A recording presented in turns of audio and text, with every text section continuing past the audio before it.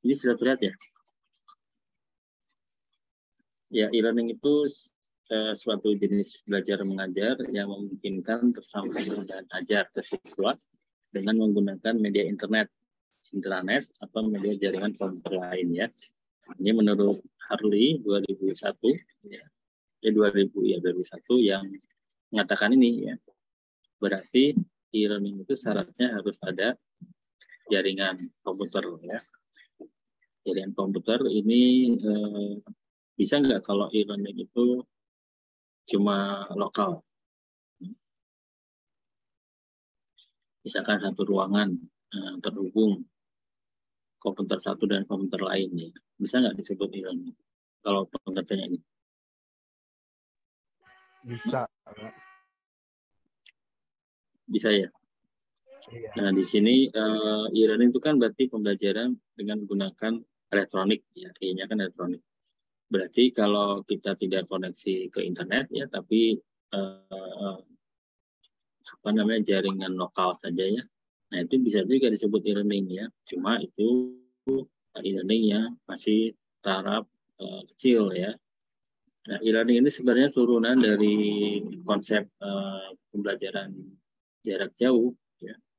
Jarak jauh itu kan dulu waktu belum ada internet, dia masih menggunakan surat ya, masih menggunakan surat, masih menggunakan rekaman, masih menggunakan TV ya, radio, kemudian media-media lain yang belum terhubung jaringan ya. Nah, kemudian adanya internet itu mengubah pembelajaran melalui surat, melalui radio, TV maupun media lainnya, ya mengubah konsep itu menjadi sebuah pembelajaran yang didukung dengan jaringan internet, maka muncul e-learning. Ya. Nah, kalau yang pembelajaran jarak jauh yang sebelah kiri ini berarti sudah ditinggalkan atau masih berlangsung nih yang ini? Sudah tidak dipakai lagi ya? Atau masih ada? Menurut Bapak Ibu masih ada nggak? Yang pembelajaran pakai sistem radio surat itu? Kayaknya sudah nggak ada Pak. Pada YouTube Pak sekarang. Sudah jarang ya? TV ada di TVRI. TVRI memang ada yang lihatin? Ada ya di pelosok ya? Ada. Ya. Ya, apalagi dulu, pas waktu kemarin pandemik itu ada pembelajaran. oh kan ada internet, maksudnya TV ya, tapi Nggak ada. dulu waktu zaman saya tuh pakai TPI ya. TPI tahu nggak? TPI oh enggak ya? TPI itu Televisi Pendidikan Indonesia ya. Dulu belum ada internet, di Indonesia belum banyak, jadi kalau belajar itu pakai TV. TPI itu menyiarkan materi-materi pembelajaran ya. Nah, sepertinya ini yang sebelah kiri sekarang sudah jarang digunakan ya. Kemudian muncul e-learning ya. Jadi e-learning ini salah satu terobosan pembelajaran yang berbasis internet ya. Nah, e-learning ini ada dua metode ya. Yang pertama online, yang kedua offline ya. Nah, kalau offline itu biasanya sudah dikemas dalam bentuk CD ya. CD pembelajaran ya. Nah, kenapa CD pembelajaran disebut e-learning juga? Karena dia menggunakan elektronik, bahan elektronik ya. Walaupun tidak online ya. Nah, yang sekarang yang berkembang online ya, e-learningnya berbasis online. Nah, online ini akhirnya dipecah lagi menjadi dua ya. Yang pertama berbasis web ya. Yang kedua masih menggunakan desktop ya mungkin ya. Atau bisa juga yang CAI itu bisa juga berbasis web, tapi kebanyakan yang disebut CAI, CBT itu harus ada CD-nya dulu atau harus ada aplikasinya dulu ya. Ya biasanya desktop, walaupun sekarang sudah dikembangkan juga ya web base-nya. kemudian web-based ini berkembang ya. Nah, karena CAI itu berbasis desktop, maka nggak berkembang ya. Yang berkembang itu yang web-based, yang berbasis web-based, yang lingkungan berbasis web-based. Nah, web-based ini akhirnya terpecah lagi ya menjadi adaptive hypermedia. Kemudian yang kedua ini web-based learning ya, web-based training ya, web-based interaction. Ya ini tidak berkembang juga walaupun sekarang masih dipakai ya. Nah sekarang itu adaptif. Adaptif itu berarti apa? Pembelajarannya itu menyesuaikan kemampuan ya, kemampuan dari siswa. Nah ini sudah berbasis AI ya. Kalau dibilang itu berbasis AI. Jadi adaptive hypermedia itu medianya bisa menyesuaikan siapa siswa yang diajar ya. Kalau siswa yang diajar itu karakteristiknya audio ya, auditory ya, auditory, maka dia akan memberikan materinya itu dalam bentuk suara ya. Tapi kalau siswanya itu profilnya atau karakteristiknya itu visual ya, maka hypermedia ini bisa menyampaikan dalam bentuk video ya. Nah ini yang berkembang ya. Yang sekarang berkembang itu pembelajaran e-learning, kemudian berbasis web, online ya, berbasis web, dan adaptif ya. Sehingga apa namanya sekarang banyak sekali muncul web-based yang bisa mengukur kemampuan siswa ya. Nah adaptif ini dikembangkan lagi bisa tidak hanya menyampaikan dalam bentuk profil siswa, tapi dia juga bisa mengukur ya, mengukur sejauh mana siswa itu paham sehingga materi yang disampaikannya tidak sama dengan yang lain, paham ya? Misalkan si A itu setelah diuji awal ada tes pretest ya, ada pretest awal diuji, kemudian dia skornya itu tinggi ya, misalkan 80 ya. Si B skornya 40. Nah, ketika sudah tahu skor itu, maka media yang disampaikannya antara A dan B itu berbeda. Jadi tidak sama. Karena dia sudah bisa mengukur kemampuan siswa. Sehingga yang disampaikannya itu lebih efektif ya. Jadi antara A sama B itu tidak belajar materi yang sama ya. Cukup yang tidak dikuasainya saja. Paham ya? Ya, jadi ini sudah berbasis AI ya. Nah, tadi kan pertanyaannya kenapa bisa tahu? Ya karena dari pretest itu ya. Nah, pretest itu bisa mengukur kemampuan awal siswa. Ya. Nah, setelah tahu kemampuan awal sehingga media itu bisa berpikir ya, berpikir sendiri, kemudian bisa tahu materi mana sih yang akan disampaikan untuk si A. Ya. Materi mana saja yang akan disampaikan oleh untuk si B ya. Nah, kalau si A sudah paham soal yang tadi disampaikan, ya berarti materi yang untuk mendukung tadi soal itu nggak perlu disampaikan. Ya. Begitu ya. Nah, ini bisa juga dijadikan tesis ya. Jadi membuat web-based learning berbasis adaptif ya. Jadi nanti dikategorikan aja mau adaptifnya itu dari profil siswa atau dari kemampuan kognitif siswa ya atau dari kemampuan keterampilan siswa. Nah itu tergantung tujuan kita mau mengukurnya dari mana. Nah kemudian ada juga yang menyatakan definisi learning ya secara luas ya. E-learning adalah sistem yang menggunakan aplikasi elektronik untuk mendukung belajar mengajar dengan media internet. Ini sama saja ya. Nah, kesimpulannya bahwa e-learning itu yang pertama pasti metode belajar mengajar baru yang menggunakan jaringan komputer. Yang kedua, kontennya itu melalui media elektronik. Ya. Berarti tidak menggunakan fisik ya seperti kertas ya, tapi menggunakan digital. Jadi file ya, dokumen digital. Kemudian harus ada sistem ya atau aplikasi. Berarti kalau setiap sekolah itu punya e-learning pasti punya sistem atau aplikasi tertentu yang digunakan untuk pembelajaran tersebut ya. Nah, sekarang kalau disuruh bikin e-learning berarti harus ada infrastruktur yang mendukung ya. Yang pertama pasti komputernya ya. Yang kedua jaringannya, kemudian multimedianya ya. Nah, multimedia ini berarti banyak ya, namanya multimedia itu berarti bisa alat input ya, alat outputnya ya, sehingga layanan sinkronus bisa terlaksana dengan baik ya. Ya seperti ini kan kita ini sebenarnya termasuk pembelajaran e-learning ya, karena menggunakan media jaringan komputer ya, aplikasinya pakai Zoom ya.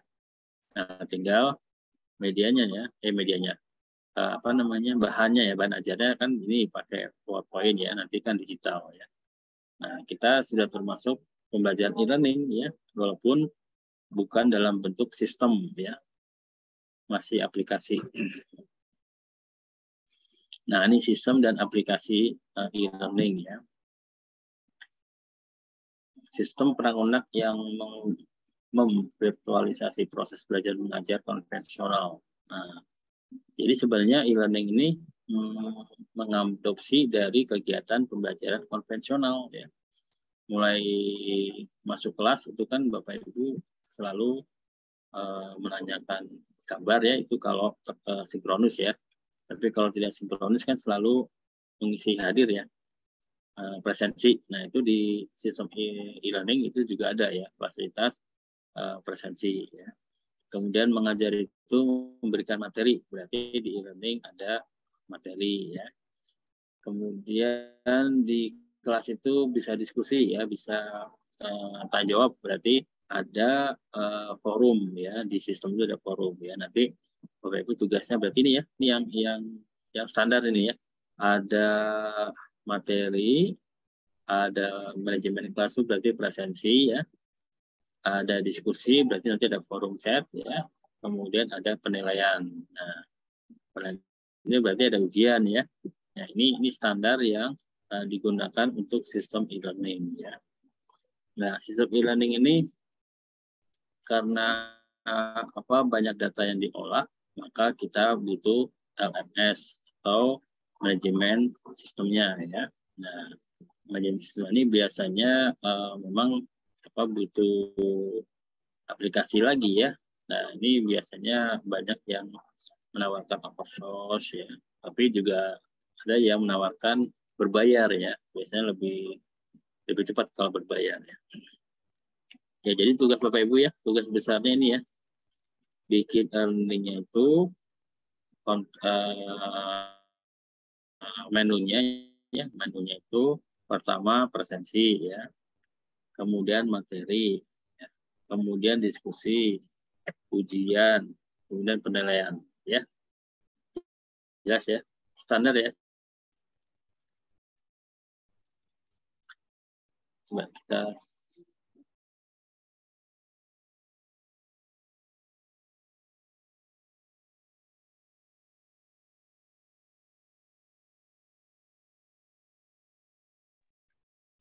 break dulu sebentar.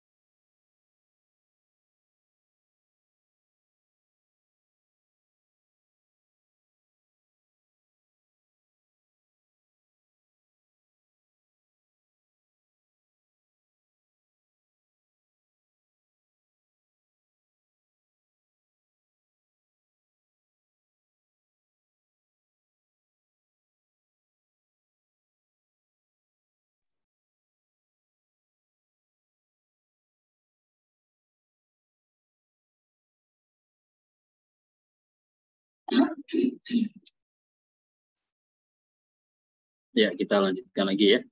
Jadi sistem itu bisa ada dua cara ya.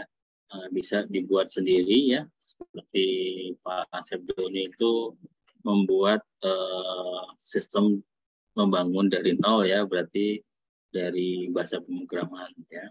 Tapi ada juga yang open source ya, yang nanti kita akan gunakan buat tugas ya. Moodle itu LMS ya. Berarti itu sudah terbentuk, tinggal kita istilahnya itu setting ya, setting sesuai dengan keinginan kita ya. Ini mau pakai model atau mau pakai membangun dengan program ya. Nah, ini saya bebaskan ya.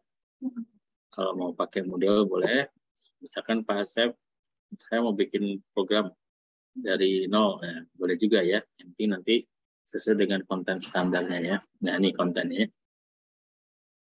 Nah, konten e-learning ini sebenarnya kalau kita kategorikan bentuknya juga banyak ya. Bisa dalam bentuk multimedia ya. Kemudian teks ya. Jadi kalau multimedia berarti video ya. Kalau teks ya berarti PPT ya, PDF ya. Nah, itu disediakan di dalam LMS itu ya. Jadi nanti materi yang disediakan di LMS ini bisa dalam bentuk format multimedia dan format teks ya. Nanti akan cara mengembangkannya beda ya. Kalau teks itu mungkin nanti ada settingan uploadnya ya. Kemudian kalau multimedia nanti ada maksimal kapasitas yang bisa diupload ya. Nah, jadi nanti ada dua ya di tugasnya ya. Ada yang kontennya berbasis multimedia, ada juga berbasis teks. Nah, LMS atau e-learning itu sistemnya itu memang dikelola oleh tiga ini dibilang tiga aktor ya. Yang pertama guru sebagai pengguna, siswa juga pengguna ya. Nah, administrator ini yang mengatur ya. Nah, bedanya biasanya akan dibedakan dari si interface-nya ya. Jadi interface guru dengan siswa itu biasanya berbeda. Contohnya misalkan guru itu bisa upload materi ya. Guru bisa upload soal. Tapi kalau siswa hanya bisa melihat, mendownload ya, mengerjakan ya. Kemudian administrator itu tugasnya yang mengatur sistem itu ya. Nah, biasanya kalau guru TK ini merangkap dua ya, dia instruktur, guru juga administrator ya. Bahkan merangkap pengembang ya, karena ada juga administrator itu bukan pengembang ya, hanya dikasih tahu cara pengolahannya, tapi belum tentu dia pengembang. Tapi ada juga yang pengembang ya, juga merangkap administrator dan juga merangkap guru ya. Jadi biasanya guru TK ini harus siap kalau diberi tugas seperti itu. Nah, komponen e-learning ya. Jadi rumahnya itu adalah LMS ya. Isinya materi ya. Peralatannya, nah yang tadi ya, ada komputer, ada jaringan, dan ada multimedia. Multimedia ini teleconference ya, ya berarti kayak kita ini kan ada video kamera ya, ada mic ya, ada speaker kalau memang di kelas ya. Kemudian aktornya tadi tiga ya, aktornya itu siswa, guru, dan admin ya.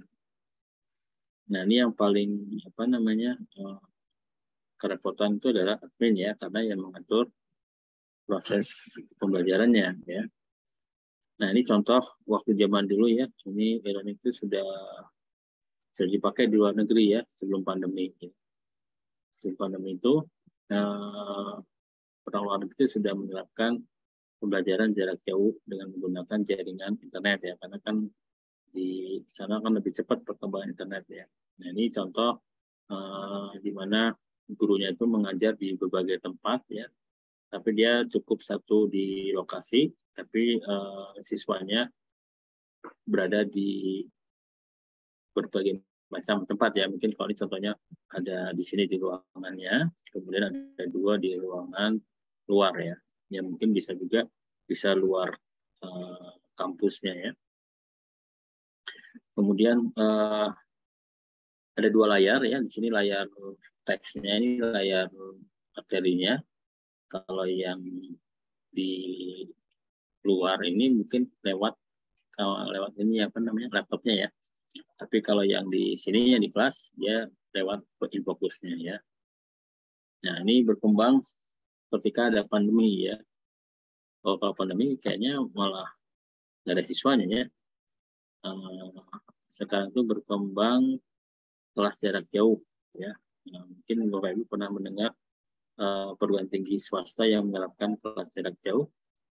Jadi kuliahnya itu bisa di rumah ya, bisa di daerah masing-masing, tapi mendapatkan sertifikat ijazah di kampus itu. Ini sempat dapat teguran dari Dikti ya, karena dikhawatirkan tidak berkualitas ya. Seolah-olah itu formalitas kuliahnya dan langsung lulus ya. Nah dulu sempat berkembang nih ya, isu ini di swasta ya.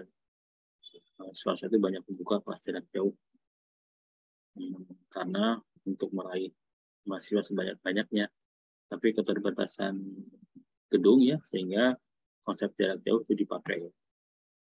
Tapi yang menyalahi aturan itu sebenarnya bukan kelas jarak jauhnya ya.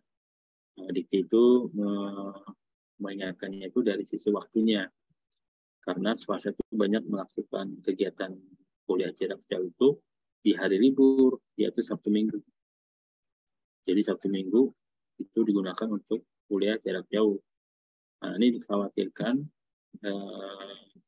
tidak efektif ya, karena cuma 2 hari ya, kemudian kuliah juga hari libur ya. Maka Dikti mengeluarkan aturan dilarang menggunakan program jarak jauh. Kemudian di dalam e-learning ini ada istilah sinkronus ya. Sinkronus ini berarti kegiatannya itu dilakukan secara langsung ya, real time ya. Jadi antara guru dan siswa itu bertemu secara langsung. Artinya walaupun jaraknya tidak bertemu ya, tempatnya tidak bersamaan, tapi waktunya bersamaan. Disebut dengan sinkronus. Jadi kalau sinkronus syaratnya harus online ya, real time, jaringannya harus koneksi, kemudian infrastruktur e-learningnya sudah bagus ya, telekonferensinya, videonya, mic-nya itu harus bagus ya.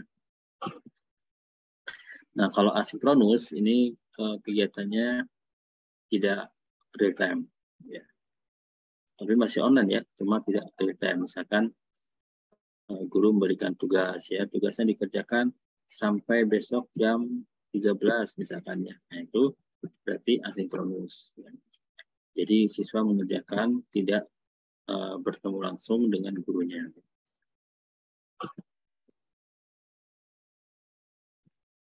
Nah, e-learning itu harus desain untuk memberikan nilai tambah ya. Nilai tambah secara formal. Ini maksudnya apa nih? Karir, insentif, berarti ini memberikan dampak kinerjanya harus lebih bagus ya. Karena apa? Karena kalau belajar e-learning itu berarti harus membuat media yang sangat menarik. Ya. Kemudian harus ada tugas tambahan ya, dia harus mengoreksi kegiatan belajar mengajar ya. Berarti ini tuh harus ada nilai tambah ya, ada insentif ya. Kemudian bisa juga ada karir ya, misalkan ada guru yang paling banyak menggunakan e-learning biasanya suka dapat penghargaan ya. Maka kalau di Bapak Ibu suka ada nggak? Suka ada insentif nggak waktu penggunaan e-learning? Karena kan harus belajar lagi kan. Artinya ada semangat untuk mempelajari ya. Biasanya kan suka ada insentif. Ada nggak di sekolah Bapak Ibu? Nggak ada ya? Tidak, Pak. Berarti ada tuntutan ya? Betul. Ya, ada tuntutan ya. Nah, kalau dulu waktu pertama kali muncul e-learning biasanya ada iming-iming ya. Iming-iming itu waktu saya juga awal ngajar itu suka dikasih honor ya bagi dosen yang menggunakan spot ya dulu ya. Pertama kali spot dikembangkan itu ada uang insentif buat dosen yang menggunakan spot. Kenapa? Ya karena supaya belajar menggunakan sistem ya. Kalau nggak dibuat seperti itu kan malas atau ya, apalagi yang dosen yang udah sepuh-sepuh, udah senior, ngapain kan harus belajar sistem yang baru lagi ya. Nah itu tujuannya didesain untuk dapat memberikan nilai tambah ya. Dan non formal berarti apa nih? Berarti ada tambahan pengetahuan ya yang didapat dari dosen ya. Jadi dosen bisa tahu oh cara upload seperti ini ya, cara mengisi presensi, kemudian membuat soal. Nah, sampai sekarang banyak juga dosen yang tidak menggunakan spot untuk soal ya. Nah, mungkin saya juga kadang-kadang malas tuh bikin soal yang di spot. Padahal itu bisa di spot tuh bikin soal ya. Soal pilihan ya. Jadi soal pilihan sehingga nilainya itu bisa langsung keluar ya.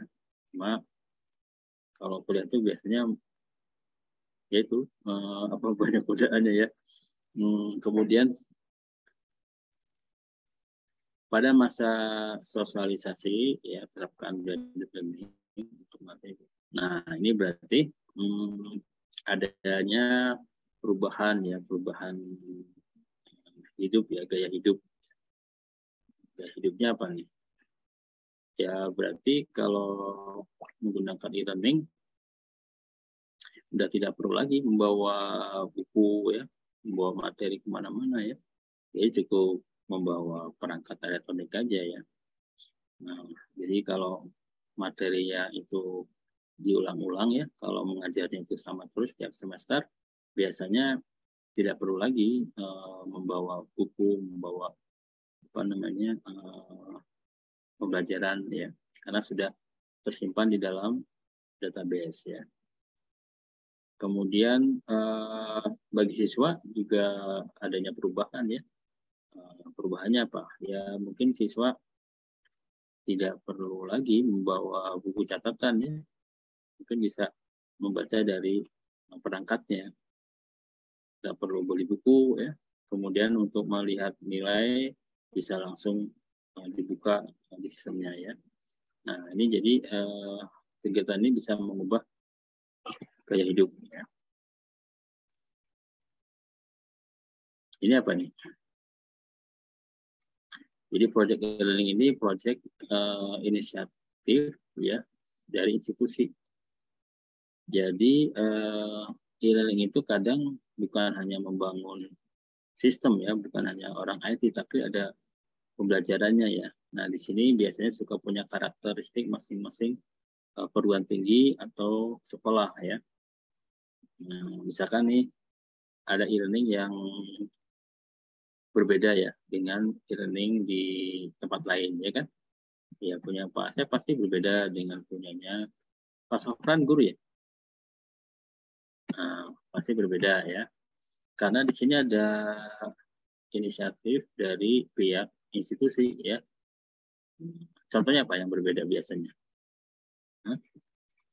Pernah mengamati nggak? Misalkan e-learningnya spot aja, spot sama punyanya Bapak Ibu, apa bedanya? Sama. Pak Asep pernah membedakan nggak? Kalau sama berarti mengadopsi. Kalau secara ininya sih fungsinya sih sama sih Pak. Cuman mungkin ada beberapa fitur yang tidak ada di e-learning kita, di spot ada gitu. Itu aja sih. Kalau misalkan apa ya contohnya yang gitu? bentar saya buka dulu yang spot. Saya juga lupa. Nah, kalau misalkan di spot ada diskusi, kalau misalkan di yang e-learning kita tidak ada diskusinya, belum ada diskusi gitu, belum Oh, itu ditambahin mah diskusi. diskusi itu mah standar tuh. Ya, Kan cuman tadi kalau kan di siswa kadang tidak efektif, Pak.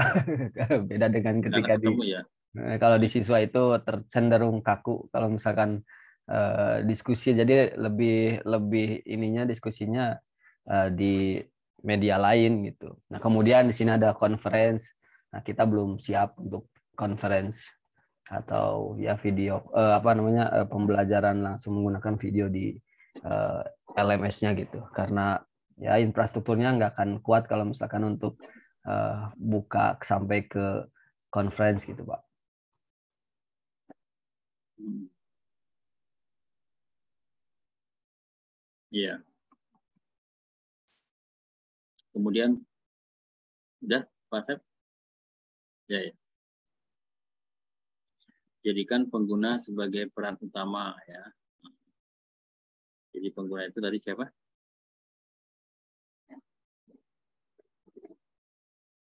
Pengguna itu berarti guru sama siswa ya kalau pengguna ya. Yaitu peran utama itu berarti sebisa mungkin apa namanya ada aktualisasi diri, misalkan dari guru aja bisa memberikan materi yang betul-betul dibuat sendiri. Misalkan dia merekam ketika membuat materi ya, kemudian membuat media pelajaran yang berbasis animasi itu bisa di-upload di situ ya. Nah, kalau siswa aktualisasi dirinya apa? Contohnya apa?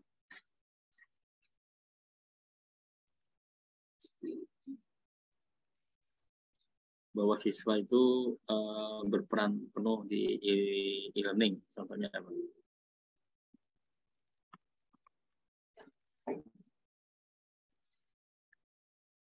Pak Alex?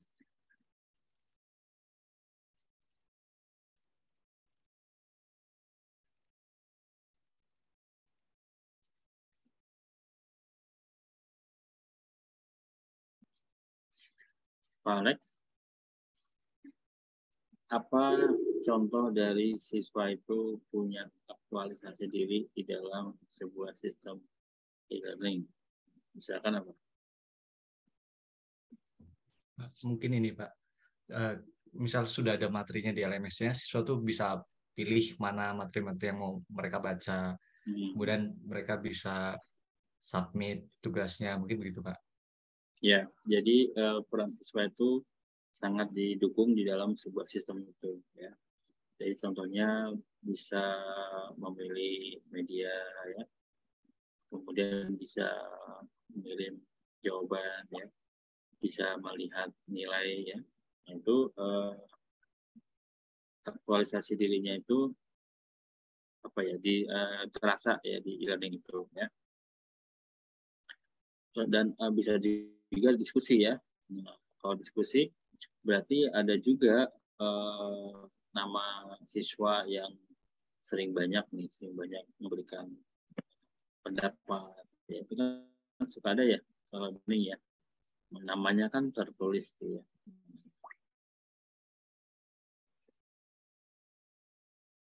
Kemudian ada juga apa namanya, kemudian bisa juga kapan dia upload jawabannya. Nah, itu bisa menunjukkan cepat ya, kecepatan upload ya. Nah, itu aktualisasi dirinya itu bisa terlihat ya di dalam sistem tersebut ya. Kemudian perlu dicatat bahwa kegagalan implementasi e-learning itu kebanyakan bukan karena masalah tools ya kan, karena banyaknya dari sisi manusia. Seperti tadi di kampus UP itu ketika spot diluncurkan ya, itu kalau nggak ada instruksi dari rektor, tidak ada insentif, itu nggak ada yang mau pakai ya, karena yaitu mengubah gaya hidup kan, berarti kan yang tadinya sudah terbiasa dengan masuk ke kelas, kemudian memberikan materi ya langsung ya, kemudian diubah harus dimasukkan ke dalam sistem medianya. Kemudian harus membuka sistem ya, transaksi bagaimana bukanya. Nah itu harus mengubah gaya hidup itu ya. Nah human factor ini yang membuat e-learning itu tidak terimplementasi secara baik ya. Ya sampai sekarang juga termasuk saya itu kadang tadi ya malas bikin soal di spot ya. Harusnya disediakan tuh spot tuh soal. Cuma soal yang essay itu masih belum bisa ya. Jadi kalau essay itu berapa skornya masih belum bisa ya. Masih menggunakan multiple choice ya, pilihan ganda ya. Nah, kemudian beratnya berbagi ya, berbagi pengetahuan ya. Jadi kalau kita upload materi, kan berarti kan kita harus ikhlas ya kalau materi yang kita upload itu bisa digunakan banyak orang ya. Itu masih ada sebagian yang merasa keberatan ya. Jadi dia pengennya tuh materinya tuh sampaikan secara langsung dan yang dapat yang ikut di kelas tersebut. Ya. Nah itu mengubah gaya hidup juga ya. Sudah bisa Ibu. Jadi ini konsep e-learning ya. Tapi kita kan sekarang cuma 2 SKS ya. Enggak 3 SKS ya. Berarti memang cukup ya. Terlalu panjang juga. Jadi kesimpulannya bahwa e-learning itu sebenarnya sudah lama berkembang ya. Tapi semakin berkembang ketika adanya pandemi. Nah, e-learning yang terbaru sekarang itu tadi berbasis web, kemudian medianya adaptif ya. Jadi medianya tidak kaku ya, tidak standar, tidak umum ya. Artinya adaptif itu sesuai dengan kondisi siswa ya. Nah, ini mudah-mudahan bisa diterapkan di e-learning Bapak Ibu ya. Jadi media yang diupload itu tidak seragam ya. Ada proses berpikirnya gitu ya. Misalkan tadi yang saya contohkan ya, antara A, B, C, D mungkin bisa beda-beda materi yang disajikan ya. Tergantung dari kemampuan siswa tersebut ya. Termasuk dari formatnya ya. Nah, formatnya mungkin audio, video ya. Nah, itu tergantung dari profil atau karakteristik siswanya ya. Nah, harus bisa seperti itu ya. Nah, ada nggak tes yang mengetahui karakteristik profil siswa? Oh, siswa ini audio. Oh, siswa ini visual. Nah, ada nggak? Ibu pernah mencoba nggak? Yang paling sederhana gimana untuk mengetahui? Itu kalau nggak salah ada aplikasinya Pak di akupintar.id. Tapi itu ngeceknya sih ke tes gaya belajar. Nanti Iya, ada gaya belajar itu profil. Sekarang namanya kan ya. siswa itu gaya belajar. Oke. Apa Jadi namanya? akupintar.id tes gaya belajar Pak. Gimana itu? Jadi di sana itu ada 3 gaya belajar yang diberikan sampel, ada visual, auditory, dan kinestetik. Nanti kita tes, kemudian kita yang ngerjain pertanyaan-pertanyaan yang diberikan. Banyak sih, ada berapa ya, pernah nyoba deh. Kalau sekarang saya buka sih memang ada 3 section, jadi ada 3 coba bagian.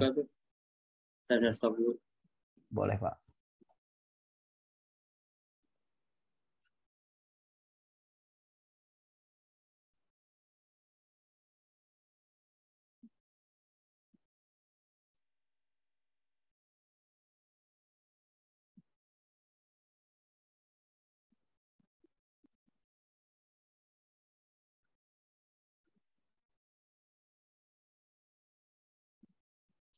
Kurikulum Merdeka juga sekarang mengadopsi ya, profil siswa. Berapa soal nih proses? Bentar Pak. Nah ini ya, ini hal-hal yang bisa mengukur profil siswa, siswa.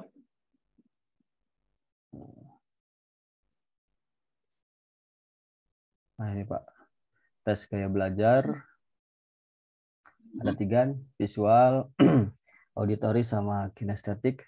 Kemudian kita coba tes. Nah, ini Pak soalnya. Jadi ada 3 section, kemudian kita jawab misalkan ketika saya mengoperasikan peralatan baru, ya kita coba random saja lah. Terus coba diisi random. Oh, diisi serius Pak? Nah, random aja. Oh, random. Bisa kalau random itu dia bisa mikir ya. Kayaknya nggak bisa ya. Harus dengan gaya kita ya. Jadi Ya, coba kalau gayanya Pak Dani. oh lama pasti Pak, saya mikirnya Pak. Oh ada berapa? Banyak berapa soalnya ada saya berapa pernah soal? nyobain banyak Oh, sekali soalnya. 20 ada. Ada pokoknya ada 30 3 kalau 30 kalau nggak salah. Nah, bentar, 30. Iya, kalau nggak salah 30. Sebenarnya gini, kalau kita lihat ya, pertanyaan nomor 1 sampai 3 ini kan sebenarnya sudah bisa mengarah ya. Artinya kita nggak perlu sebenarnya ditanyakan sih. Dari 3 soalnya aja kita sudah bisa mengetahui ya. Misalkan siswa dikasih alat baru, nah tanya sukanya membaca dulu atau menggunakan langsung atau diceritakan dulu cara pemakaiannya. Nah, sebenarnya ini sudah bisa apa ya menunjukkan gayanya ya, betul nggak? Betul Pak. Jadi sebenarnya kenapa banyak ada 30 soal itu memperkuat aja sebenarnya, ya, memperkuat jawabannya. Nah, tapi kalau kita ingin cepat ya, ingin cepat mengetahui gaya belajar siswa ya. Ini cerita dari guru penggerak ya. Ini Bapak Ibu ada yang jadi guru penggerak. Pak Guru Indra penggerak. Pak Indra yang sedang Oh, sekarang. sedang ya. Ya, saya Mas Baru itu ada yang jadi di atasnya guru penggerak tuh apa? Saya lupa. Guru praktik, Pak. Nah, guru praktek ya. Guru praktek ya. Nah, itu namanya Pak Gunarso ya. Itu mahasiswa pasca angkatan baru. Itu Pak Gunarso itu guru praktek. Jadi guru praktek kan membawai itu ya, guru penggerak ya. Nah, jadi Pak Gunarso itu mencoba trik cara baru untuk mengelompokkan siswa. Jadi kurikulum merdeka ini sekarang benar-benar merdeka ya, karena siswa itu digiring ke gaya belajarnya masing-masing ya. Nah, cuma kerepotan nih bagi guru nih. Guru harus memberikan media pembelajaran sesuai dengan gaya belajar siswa tersebut ya. Nah, Pak Gunarso itu cerita pertama dia menampilkan game ya, game video berbasis game. Video game bukan, video game itu apa namanya, video yang isinya game kan. Terus ditanya, siapa yang tertarik tampilan saya ini? Ada yang tarik, ada yang enggak ya. Berarti yang tarik itu langsung, itu berarti visual kayak belajarnya ya. Yang enggak itu berarti auditory ya. Nanti kelompokkan itu sehingga guru harus membuat 2 media ya, yang visual dikasih, yang auditory dikasih ya. Nah, ini uji ini lebih bagus lagi ya, lebih detail lagi ya. Tapi kalau diterapkan, tapi cukup sekali kan penerapan ini mah ya. Di awal masuk kita harus bisa menerapkan ini dan kita bisa mengumpulkan siswa kita ini mana yang gayanya itu auditory ya, mana yang gaya visual ya, dan kinetis ya. Cuma memang gurunya repot nih. Apa namanya, harus menyiapkan 3 bentuk ya. Ya, Bapak Ibu ya. Nah, artinya tadi saya menceritakan e-learning yang terbaru ya, web-based learning, kemudian adaptive hypermedia ya. Berarti di dalam e-learning itu ada media yang mengakomodir profil atau gaya belajar siswa, auditory, mendengar, visual, membaca, ya. Kinetis itu menggunakan langsung. Ya, seperti itu. Ini bisa dijadikan tesis ya. Kalau Bapak Ibu tertarik e-learning, berarti ini bisa dijadikan tesis ya. Nah, kemudian bagaimana cara e-learning tersebut bisa menentukan ya? Berarti kan caranya pertama ngasih soal ini ke siswa pengguna ya. Kemudian setelah tahu dikategorikan, baru di e-learning itu bisa mengelompokkan ya. di coding dulu ya kayaknya. Ya Pak Sabi, bisa nggak mengelompokkan ya? Jadi kita sudah tahu nih ada 3 beasiswa ini kita kelompokkan ternyata ada 10, 10, 10. Itu di Moodle bisa nggak? Di Moodle saya kurang tahu Pak. Di grup, Pak. Nah, kayaknya harus ada codingan ya. Ada codingan sehingga ketika materi itu dibuka oleh siswa yang punya profil auditori, maka yang muncul media suara ya, media podcast ya, kalau ada podcast ya, media suara itu kira-kira bisa nggak di Moodle? Kayaknya memang enggak ya. Itu Kayaknya enggak sih, harus ada di codingan lagi. AI, Harus ya. ada codingan lagi ya Pak. Ya itu kelebihannya tuh. Nah itu bisa jadikan tesis tuh. Kalau tertarik ke ini, jadi bisa dipakai nanti ya. Jadi bukan e-learning yang yang sudah umum ya. Yang umum ya kayak spot itu kan umum kan. Kalau mau download materi semuanya sama gitu kan. Ya itu ya Bapak Ibu. Ada yang ditanyakan?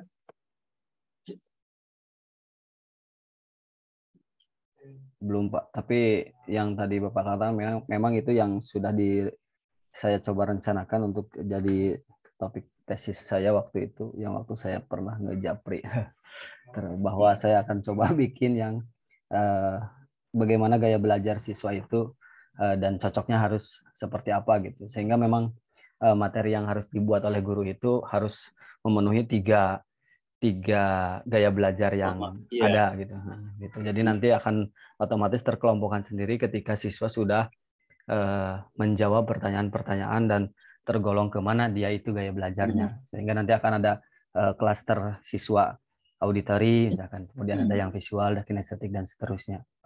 Nah, itu mungkin Pak. Cuma itu kerepotan buat guru ya, karena membuat medianya 3 format ya. Betul sih Pak. Nah, itu mungkin tantangan.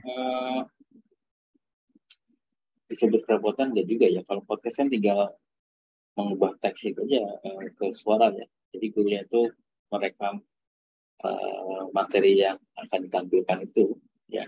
Cuma kalau kinetis itu berarti tergantung materinya ya. Kalau materinya tidak keterampilan bukan keterampilan ya nggak bisa ya kinetis ya. Misalkan materi yang konsep ya, materi teori kan nggak mungkin kinetis ya. Nah, kinetis itu biasanya memang kalau materinya itu sifatnya materi yang penggunaan alat ya, penggunaan alat, kemudian menuntut keterampilan. Ya. Artinya tidak semua materi itu bisa diubah ke bentuk kinetis ya. Tapi kalau auditori sama visual itu pasti bisa. Ya Pak Doni itu bisa dijadikan tesis ya, berbasis adaptif paper media. Itu belum ada itu karena e-learning yang dipakai juga itu kan standar kan? Iya masih standar Pak. Jadi disamaratakan saja semua siswa. Nah nanti kalau itu dari sisi gaya belajar, ada juga dari sisi kemampuan ya, yang tadi saya sampaikan. Jadi antara materi A, B, C, siswa A, B, C itu bisa berbeda ya. Kalau yang sudah pintar ya mungkin materi yang tadi soal pretestnya skornya udah 100, nggak usah ditampilkan lagi. Ya. Buat apa kan ditampilkan lagi? Karena dia sudah paham. Ya. Jadi yang tadinya ada 10 bahan materi, mungkin yang pintar itu cuma dikasih 2 materi. Karena dia nilainya masih kurang situ. Tapi kalau yang nilai jelek, ya mungkin sebetulnya disampaikan semua. Ya. Itu juga ada AI-nya ya, ada if then-nya kan, ada berpikirnya ya. Dari hasil pretest yang awal pertama kali digunakan. Ya. Ada lagi yang ingin ditanyakan Bapak Ibu?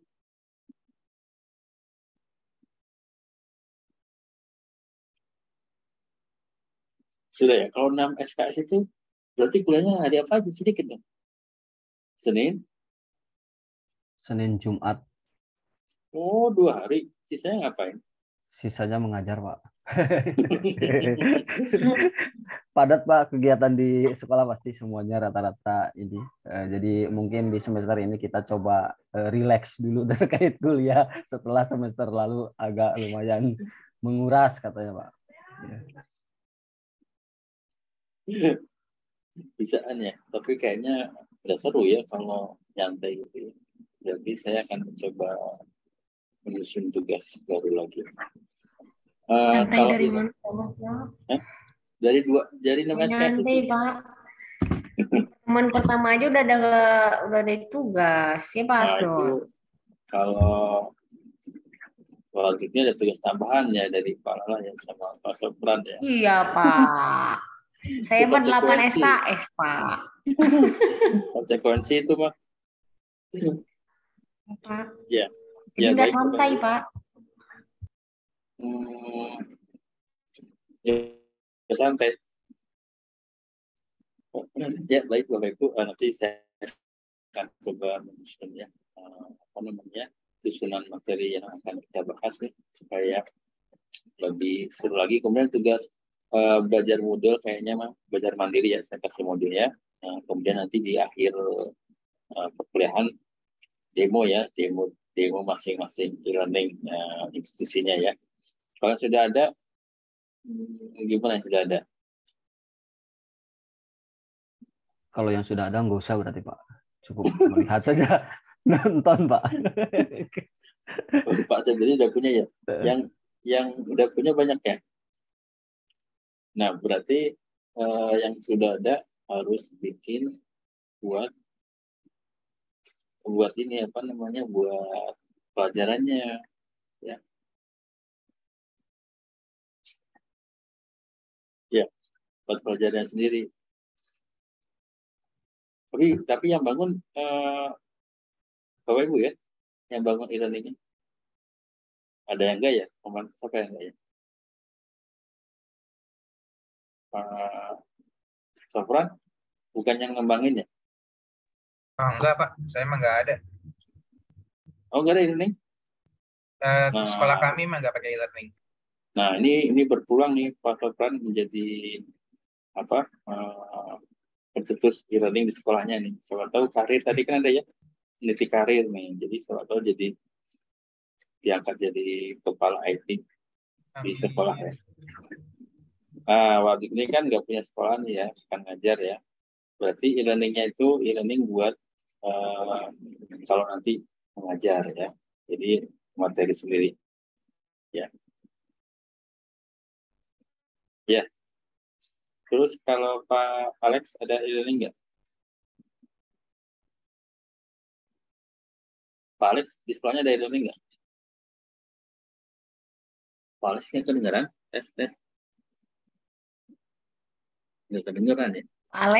Pak Alex ditanya Pak Wahyudin. Ya Pak, maaf Pak. Tes Saya kedengeran, ada Pak, pakai modul Pak. Oh, modul saya yang mengembangkan. Dari IT Yayasan Pak. Berarti nanti Bapak bikinkan tandingannya ya. Siapa lebih bagus Pak ya? Pak Alto. Pakai Moodle Pak. Di sekolahnya sudah ada. Oh, Pak Kumnya dari Pekanbaru ya? Dari Riau ya? Iya Pak, ya Pak. Nah, Pak Gunarso dari mana Pak? Satu daerah bukan? Beda ya? Enggak, saya juga belum kenal juga sih Pak. Oh, belum kenal ya. Ya, Pak Alko nanti bikin e-learning juga ya. Kan sudah Ya, punya Pak. kan kemarin ya, tinggal dihidupkan kan? Kemarin lagi tidur ya? Iya Pak. Ya, di situ dihidupkan lagi ya. Kemudian Bu Rani. Di sekolah Ini ada. ya Pak, menggunakan Moodle. Nah, siapa yang mengembangkan? Kurikulum Pak. Nanti Ibu bikin tandingan juga ya. Mudah-mudahan Siap Pak. bisa. Dan nanti kalau ada trouble, Ibu bisa bantu-bantu ya. Pak Anjar belum ya? Nah, belum, berarti bikin Pak Anjar ya. Siap. Kemudian Pak Bayu. Belum Pak, bukan guru Pak. Apa kayak Bu Warjini ya? Iya. Nah, ini nanti bikin model ya, sistem e-learning untuk pelajaran sendiri ya. Ini Bu Maya atau Pak Maya ya? Saya lupa ini. Ibu. Oh, Ibu. Ibu. Ya. Saya satu sekolah sama Pak Asep Doni sama Pak Asep Indra, Pak. Oh, waktu saya ke sana ada nggak, Bu? Ketemu nggak, Bu? Yang waktu itu ya PPG. PPG. Enggak sih, enggak ketemu, Pak. Oh, enggak. Ibu berarti sama Pak Asep intinya berbeda ya. Kalau sama berarti ini ambil dari sekolah. Berarti kelihatan ya. Pak Alif. Bukan guru, Pak. Nah, bukan guru berarti harus bikin ya. Pak Iya, Asep Pak. Indra satu, Pak Asep Indra, Pak Asep Doni, Bu Maya ini nilainya harus berbeda ya. Kalau tampilannya sama ini kelihatan ini dari sekolahan ya. Ya itu tugasnya akhir semester ya. Mudah-mudahan bisa dilaksanakan ya. Ada lagi yang ingin disampaikan Bapak Ibu?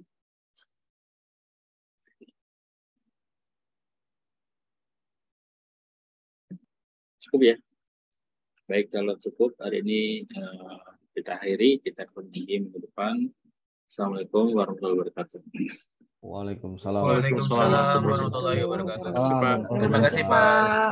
Kan, Pak. Ya.